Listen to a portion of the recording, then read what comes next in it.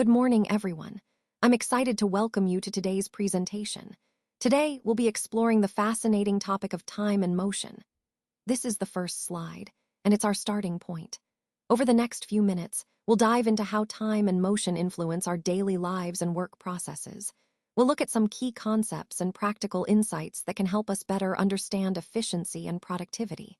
So let's get started and enjoy the journey ahead.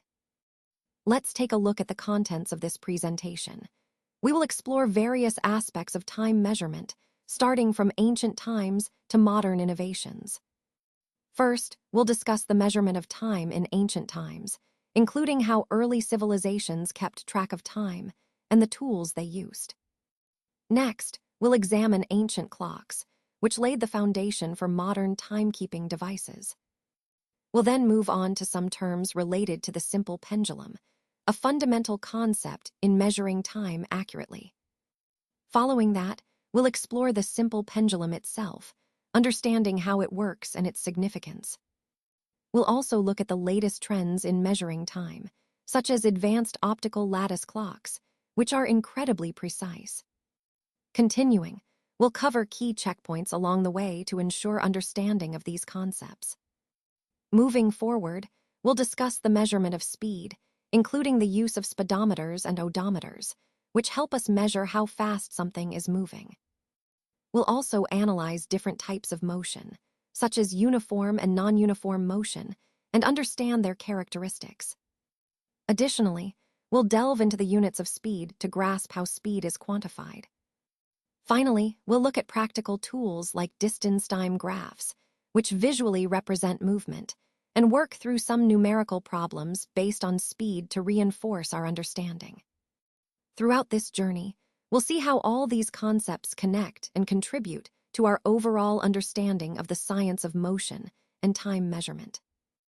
Today, we're going to explore some fundamental concepts in science related to measuring and understanding time. First, we'll look at the idea of time itself, what it is and why it's so important. Understanding the concept of time helps us make sense of the world around us and how things change over intervals. Next, we'll get familiar with different units used to measure time and speed. Knowing these units, like seconds, minutes, and hours, is essential for accurate measurement and comparison. We'll also discuss skills related to measuring speed accurately. This is crucial in many scientific and everyday contexts, from calculating how fast a car is going to understanding motion in physics.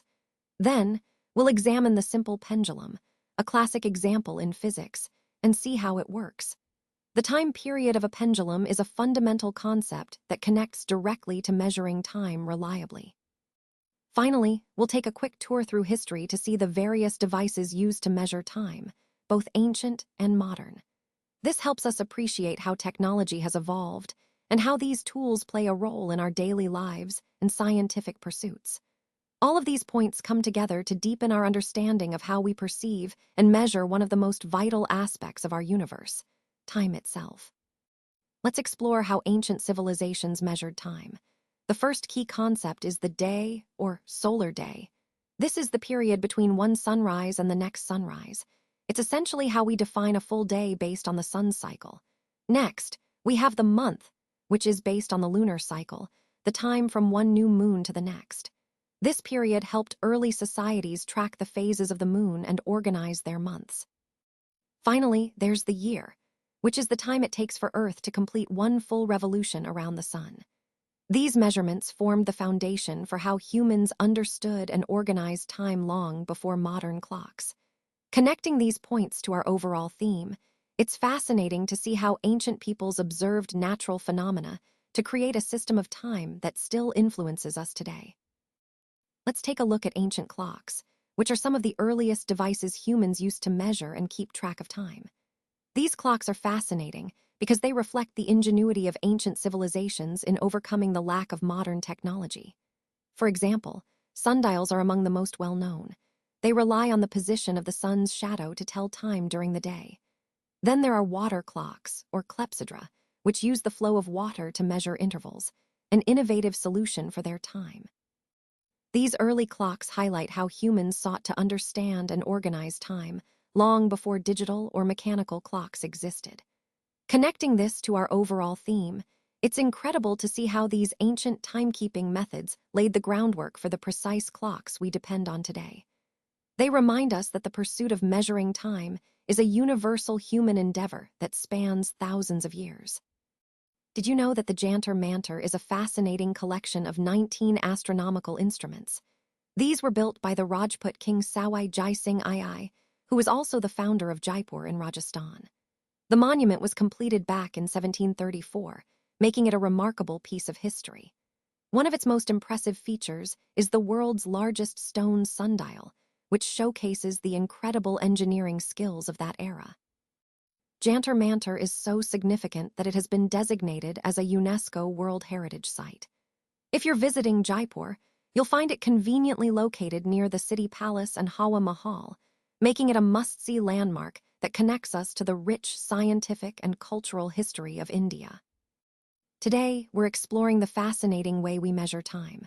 All clocks and watches, whether they're old or new, rely on the principle of periodic motion. Now, what exactly is that? It's a type of motion that repeats itself at regular intervals. Think of it like a heartbeat or a swinging pendulum. This repeating pattern is crucial for keeping accurate time. One of the most common devices that demonstrates this concept is the simple pendulum. It swings back and forth in a regular, predictable way, making it an excellent example of periodic motion in action. This principle is fundamental because it forms the basis of how we measure and keep track of time in our daily lives. Let's take a closer look at the simple pendulum. It consists of a small metal ball, which we call the bob, suspended by a long thread from a rigid support. The key point here is that the bob is free to swing back and forth. This simple setup might seem basic, but it's fundamental to understanding oscillatory motion. Interestingly, this type of motion was first studied by Galileo, who made significant contributions to our understanding of pendulums and their properties. As we go through the presentation, you'll see how the simple pendulum serves as a foundation for many concepts in mechanics and wave motion. Now, let's go over some key terms related to the simple pendulum. First, we have the length of the pendulum, which is essentially the length of the string or thread from the point where it's suspended to the center of the bob. This length is crucial because it influences the pendulum's oscillation period. Next, we have the extreme positions of the bob. These are the points where the bob is at its maximum distance from the mean position, meaning it's at the furthest points in its swing. Moving on, the amplitude of the pendulum is the maximum displacement from the mean position on either side. Think of it as how far the bob swings away from its resting point. The larger the amplitude, the bigger the swing. Then there's the frequency of the pendulum, which is how many complete oscillations it makes in just 1 second. Frequency tells us how fast the pendulum swings back and forth. The mean position of the bob is simply the position where it would stay at rest if it weren't swinging, its equilibrium point. Oscillation refers to one complete back and forth motion of the bob around its mean position. It's essentially one full cycle of movement. The time period of the pendulum is the duration it takes for the bob to complete one full oscillation. This is a key concept because it remains constant for a given length and gravity. All these terms help us understand the behavior of the simple pendulum and how factors like length and displacement influence its motion. They connect to the overall theme by illustrating the fundamental principles of periodic motion. Let's take a closer look at the equation triangle here. This visual is really useful because it helps us understand how different variables are interconnected. Think of it as a simple tool to remember the relationships between key elements. At the top, we often have the main variable we're interested in, and then at the bottom corners, the related factors that influence it. The idea is that by understanding how these parts fit together, we can better predict or control the outcome. This triangle isn't just a static diagram. It emphasizes the importance of balancing these factors to achieve optimal results. Connecting this to our overall theme, it highlights how a holistic view can improve our decision-making process and lead to more effective solutions. All right, let's take a closer look at this diagram. First, we have the extreme position, which is labeled as point 1. This is where the pendulum reaches its maximum displacement from the mean position. Next, the mean position, labeled as point 2, is where the pendulum hangs straight down, representing its equilibrium point. Moving on, the long thread, marked as point 3, is simply the string or rod that connects the pendulum bob to the pivot point. Now, the point of suspension, labeled as point 4, is where the thread is attached to the support or ceiling. This is crucial because it's the pivot point around which the pendulum swings. Finally, we have the amplitude, point 5, which is the maximum distance the pendulum moves from the mean position during its oscillation. Understanding these labels helps us visualize how the pendulum behaves during motion. Recognizing the relationship between these points allows us to analyze the pendulum's energy and motion characteristics more effectively. This diagram is a helpful reference as we explore the dynamics of oscillatory systems. All right, let's go over some key points about simple pendulums and their oscillations. First, when we talk about the time taken for multiple oscillations, like 20 in this case, we can find the period by dividing the total time by the number of oscillations. So, if a pendulum takes 32 seconds for 20 oscillations, the period of one oscillation is simply 32 divided by 20, which equals 1.6 seconds. This highlights how the period relates to the total time and number of oscillations. Next, suppose a pendulum completes 40 oscillations in a minute. That's 60 seconds. To find the frequency, which is how many oscillations happen in 1 second, we divide 40 by 60, giving us approximately 0.67 Hz. Then, the period, being the inverse of frequency, is about 1.5 seconds. This example shows how frequency and period are interconnected and helps us understand the pendulum's motion more deeply. Moving on, if a pendulum takes 72 seconds for 24 oscillations, we again divide. The period here would be 72 divided by 24, which is exactly 3 seconds.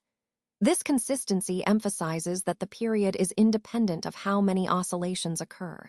It depends on the pendulum's length and gravity, which remain constant. Finally, let's consider a pendulum that takes 15 seconds to complete 5 oscillations. Again, dividing time by oscillations, 15 divided by 5 gives us a period of 3 seconds. These calculations reinforce that, regardless of the total oscillation count, the period stays the same for a given pendulum setup. All these points tie back to the core idea. Understanding how to calculate the period and frequency helps us analyze the pendulum's behavior precisely, which is fundamental in studying oscillatory motion. Did you know that Galileo Galilei, the renowned Italian scientist, invented a design for a clock escapement around 1637? This innovation is known as Galileo's escapement.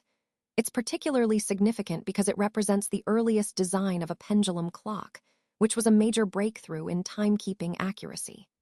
Interestingly, by that time, Galileo was already blind, so he relied on his son to describe the device to him. His son then drew a sketch of the escapement and even began constructing a prototype. Sadly, both Galileo and his son passed away before the clock was fully completed. This story highlights how innovation often involves collaboration and perseverance, even in the face of personal challenges. It also underscores how Galileo's work laid important groundwork for the precise clocks we depend on today. Let's take a look at the latest trends in measurement of time. One of the fundamental principles used in traditional timekeeping is the simple pendulum, which forms the basis of pendulum clocks. Moving to more modern devices, a mechanical wristwatch typically uses a balance wheel to control the movement of the hands, ensuring accurate time display. But when we talk about precision, quartz clocks and watches are really impressive. Quartz has a unique property. It oscillates when subjected to a small electric current, which allows these devices to measure time very accurately. For measuring short intervals of time, we often rely on stopwatches, which are essential in sports and scientific experiments.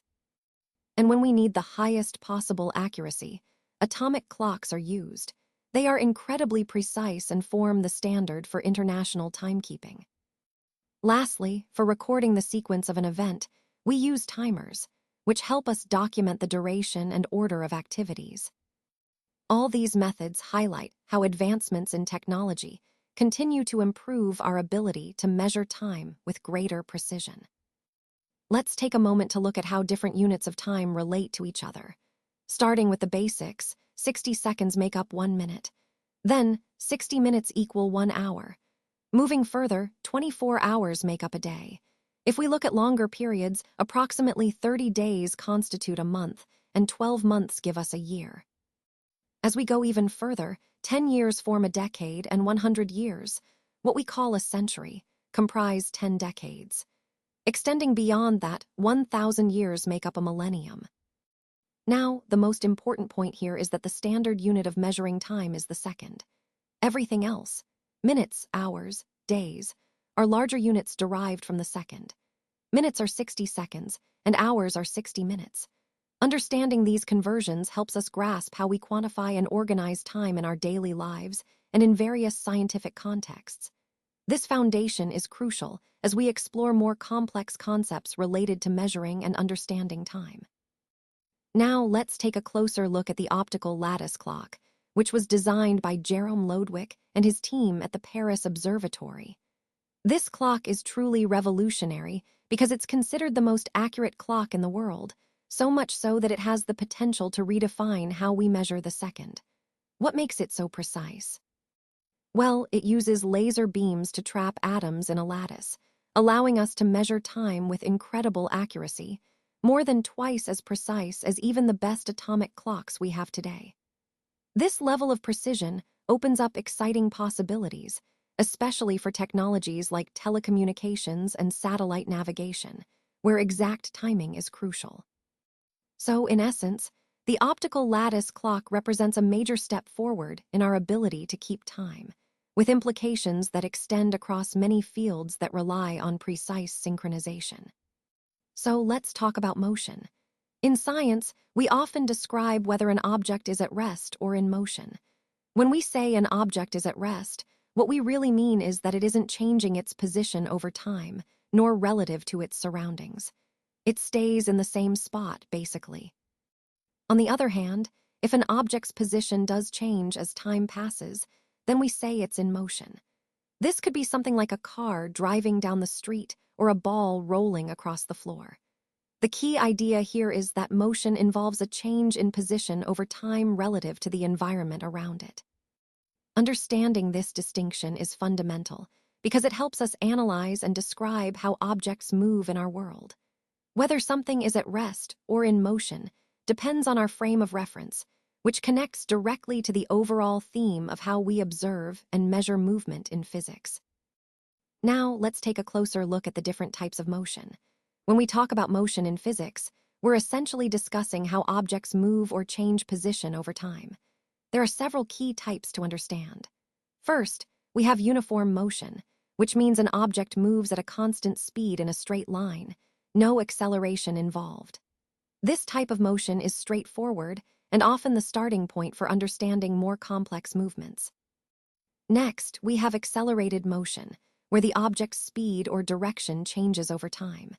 This includes scenarios like a car speeding up or slowing down, or an object falling under gravity. Recognizing acceleration helps us understand real-world movements more accurately. Another important type is periodic motion, which repeats at regular intervals. Think of a pendulum or a swinging clock. These motions are predictable and vital in timekeeping and various engineering applications. Finally, we have oscillatory motion, a specific kind of periodic motion where an object moves back and forth around an equilibrium position. Think of a vibrating guitar string or a child on a swing. These different types of motion form the foundation for analyzing how objects behave in our physical world, connecting directly to concepts like forces, energy, and the laws governing movement. Now, let's talk about slow and fast motion. Essentially, when an object takes a longer time to cover a certain distance, we say it is moving slowly. Conversely, if it takes a shorter amount of time to cover the same distance, we describe it as moving quickly or fast. The key idea here is that speed relates directly to the time taken to travel a given distance. Understanding this helps us grasp the concept of motion more clearly, as it allows us to compare how different objects move relative to each other. This concept is fundamental because it connects directly to the broader ideas of velocity and acceleration, which are crucial in understanding the dynamics of motion. So, recognizing whether something is slow or fast depends on how long it takes to cover a specific distance. And this simple idea forms the foundation for more complex discussions about movement. Now, let's talk about speed. Speed is essentially how fast something is moving. Specifically, it's the distance that an object travels divided by the time it takes to cover that distance. So, if you think about a car traveling down the highway, its speed tells us how far it goes in a certain amount of time. The key point here is that speed measures how quickly an object is moving, not the direction it's heading. This concept is fundamental because, in physics, understanding how fast objects move helps us analyze their behavior in different situations. Remember, speed is all about the rate of motion, which ties back to the overall theme of understanding movement and how things change position over time. Let's look at some practical problems to reinforce our understanding of speed, distance, and time. First, imagine a train traveling between two stations that are 300 kilometers apart. If it takes 6 hours to cover that distance, how do we find the train's speed? Well, we just need to divide the distance by the time, which gives us the speed. This helps us see how speed relates directly to the distance traveled over a certain period. Next, consider Sumit, who covers 2.4 kilometers from his house to his college on a scooter. If we know her scooter's speed is 6 meters per second, how long does it take her to reach college? To solve this, we convert the distance into meters for consistency, then divide by the speed to find the time. This example shows how understanding units is crucial in these calculations. Finally, if a car moves at 5 kilometers per hour on the highway, what's the distance it covers in 4 hours? Here, we simply multiply the speed by the time, which gives us the total distance traveled. All these examples highlight the core concept. Speed, distance, and time are interconnected. Mastering how to manipulate these relationships helps us solve real-world problems efficiently, tying back to the importance of understanding these fundamental concepts in our overall study of motion. Let's talk about the units of speed. The basic units we use for measuring distance and time are meters and seconds. So, when we want to express speed, we combine these units. The standard unit of speed, then, is meters per second, which we write as ms. This tells us how many meters an object travels in 1 second. Understanding these units is fundamental because they help us quantify and compare how fast different objects are moving. Throughout this presentation, grasping these units will be key to understanding the concepts of velocity and acceleration. All right, let's take a closer look at slide 23, which covers the speedometer and odometer. The speedometer is an essential instrument found on a vehicle's dashboard. It tells us the current speed of the vehicle at any given moment, and it measures this speed in kilometers per hour, or km/h. On the other hand, the odometer is another important device. Instead of showing the current speed, it keeps track of the total distance the vehicle has traveled over time, also measured in kilometers. Both of these instruments are key to understanding and monitoring vehicle performance. The speedometer helps us stay within safe and legal speed limits, while the odometer provides valuable information about the vehicle's usage and maintenance needs. Together, they play a vital role in vehicle operation and safety, and they tie into the broader theme of understanding how vehicles measure and display critical information.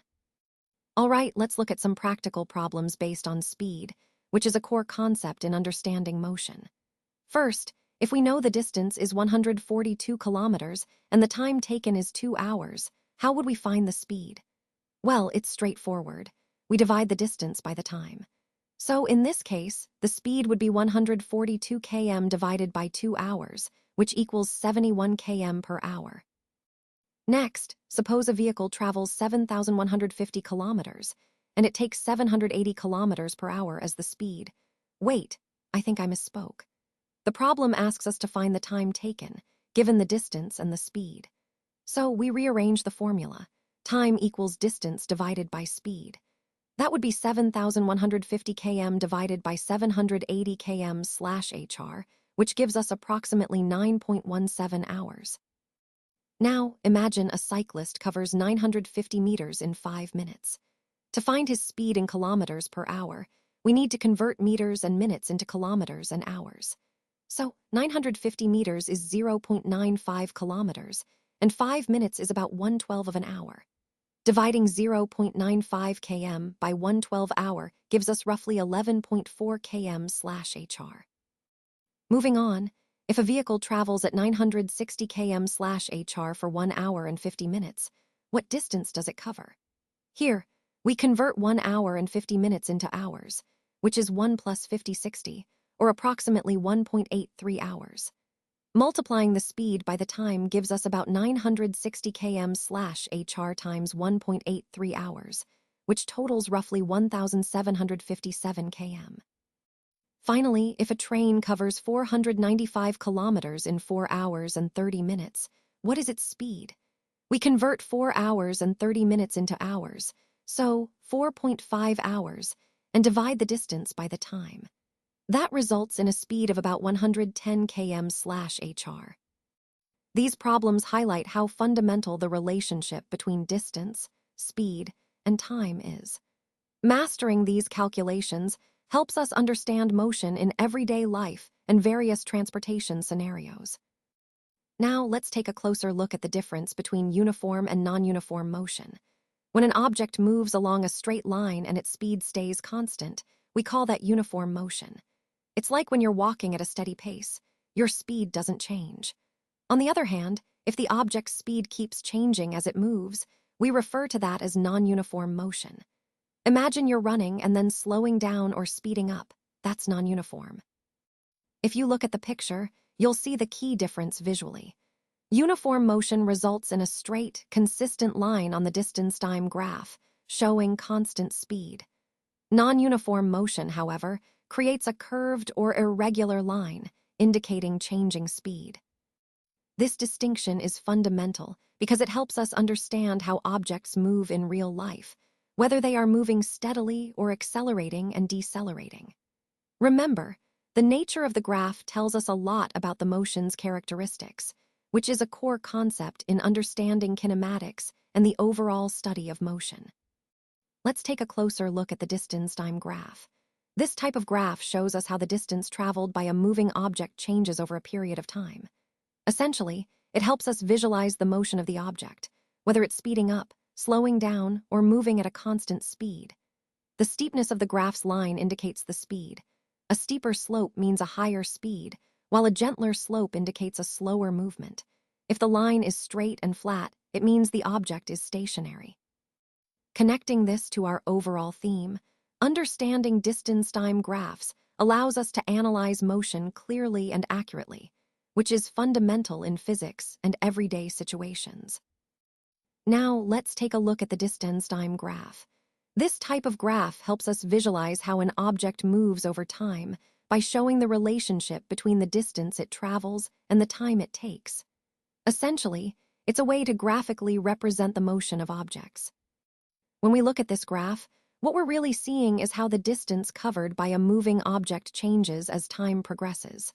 For example, if the graph shows a straight, upward-sloping line, that indicates the object is moving at a constant speed.